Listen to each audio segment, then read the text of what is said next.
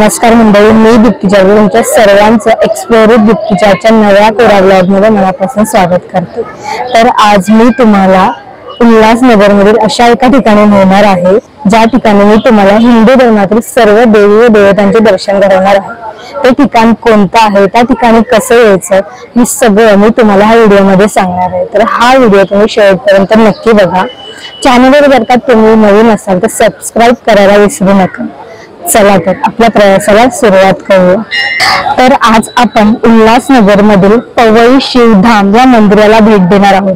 हे जरी उल्हासनगर मध्ये येत असलं तरी हे मंदिर विठ्ठलवाडीपासून 20 मिनिटाच्या अंतरावर आहे। चला तर या मंदिराचं आपण दर्शन घेऊया। मंदिराचं प्रवेशद्वार हे आपलं विशेष लक्ष वेधून घेतं। भगवंताच्या एका बोटावर आपल्याला पृथ्वी स्थिरावलेली दिसून येते। मंदिराच्या मेन एंट्री गेट पासून आत प्रवेश करताच आपल्याला नवग्रह पाहायला मिळतात व त्याच्या बाजूच्याच एका फलकावर नवग्रहांचे महत्त्व देखील सांगितले आहे।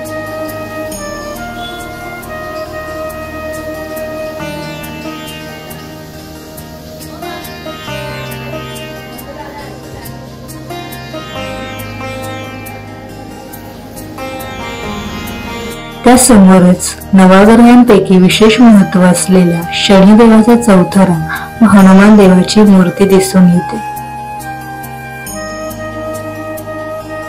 नवग्रहांचं व शनिदेवाचं दर्शन घेऊन आता आपण मुख्य मंदिराकडे जाणार आहोत। ह्या ज्या पायऱ्या लागतात त्या आपल्याला मंदिराचं मुख्य आकर्षण असलेल्या ठिकाणी घेऊन जातात।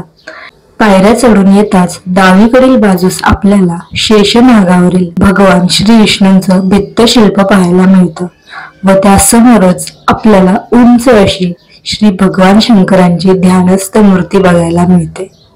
इथे आपल्याला भगवान शंकरांच्या जटेमधून पवित्र गंगा नदी प्रवाहित होताना दिसते। याबद्दल एक पौराणिक कथा आहे। गंगा नदी ही स्वर्गात वाहत होती। भागीरथ ऋषींनी कठोर तपश्चर्या करून गंगेला स्वर्गातून पृथ्वीत आणायचं ठरवलं, पण गंगेचा वेग फार जास्त होता आणि पृथ्वीवर तो वेग स्वर्गातून पडल्यास पृथ्वीचा संहार होईल। तेव्हा भगवान शंकरांनी गंगेला आपल्या जटेमध्ये घेऊन तिचा प्रवाह आणि वेग मंद केला आणि गंगा नदी पृथ्वीवर अवतरली। ह्याच गोष्टीचा उल्लेख आपल्याला शिवतांडव स्तोत्रात देखील आढळून येतो। महादेवांचं दर्शन घेऊन झाल्यानंतर मी मुख्य मंदिरातील देवी व देवतांचं दर्शन घ्यायला निघाले। मंदिरात प्रवेश केल्यानंतर डाव्या बाजूला आपल्याला काही पौराणिक शिल्प पाहायला मिळतात। गंगावतरण म्हणजेच भगवान शंकरांच्या खुल्या जटेमधून पृथ्वीवर गंगेचं झालेलं पदार्पण, वसुदैव कुटुंबकम आणि गणेश परिक्रमा म्हणजेच गणपती आणि त्यांचा भाऊ कार्तिकेय यांच्यामधील विश्व परिक्रमा। तसेच पुढे आपल्याला अर्धनारीश्वर हे शिल्प पाहायला मिळतं। या शिल्पांच्या पुढेच आपल्याला लागते ती म्हणजे पवित्र गुहा। इथे असलेल्या फलकावर आपण पवित्र गुहेत काय काय पाहू शकतो त्यांची यादी दिलेली आहे। या गुहांच्या रचनावरून तुम्हाला वाटत असेल की हे मंदिर नैसर्गिक आहे, तर नाही, हे मंदिर पूर्णपणे मॅनमेड आहे। 22 वर्षांपूर्वी दीपक गिरवाणी नावाच्या सिंधी व्यक्तीने हे मंदिर बांधलेलं आहे। पवित्र गुहेत प्रवेश करताच सिंधी समाजाचं दैवत मानल्या जाणाऱ्या श्री झुलेलाल यांची मूर्ती बघायला मिळते। त्यामागेच आपल्याला बाबा अमरनाथांचं बर्फाचं शिवलिंग पाहायला मिळतं। पुढे आल्यावर आपल्याला एकाच ठिकाणी विविध आकारांच्या 108 शिवलिंगाचे दर्शन घडते।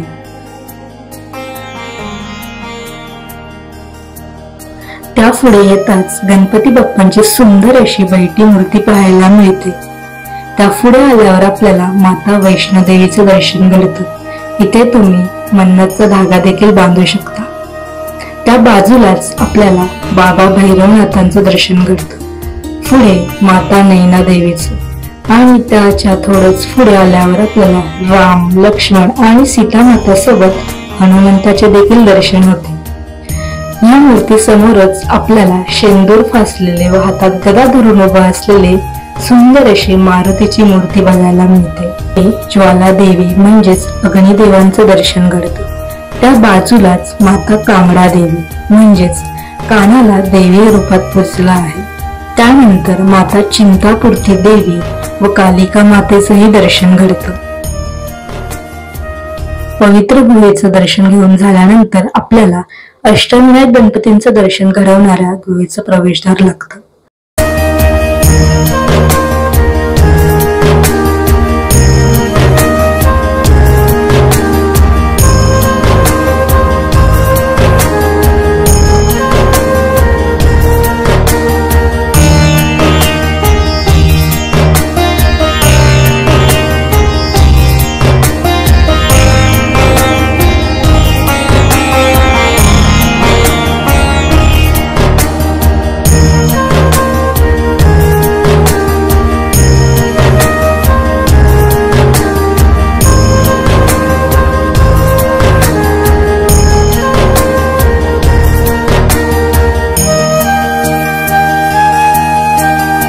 अष्टविनायकांचे दर्शन घेऊन आल्यानंतर इथे आपल्याला महासरस्वती, महादुर्गा, महाकाली आणि आणखीन 2 देवींच्या मूर्त्या आहेत.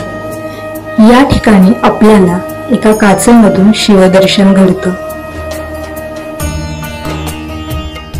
पुढे आपल्याला साईबाबांचे दर्शन घडते. बाजूलाच भगवान शंकरांचं देखील मंदिर आहे व एका बाजूला संतोषी माताची सुंदर अशी मूर्ती बघायला मिळते. एकूणच इथे आपल्याला हिंदू धर्मातील सर्व देवी देवतांचे व धार्मिक स्थानांचे दर्शन घडते.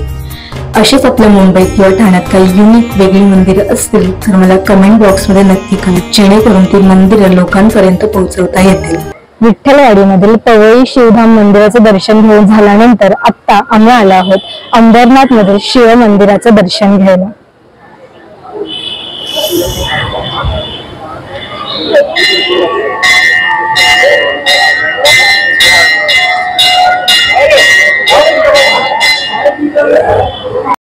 अंबरनाथ मधील शिव मंदिराचा माहिती सकट पूर्ण व्हिडिओ मी एका वर्षाआधी बनवला आहे.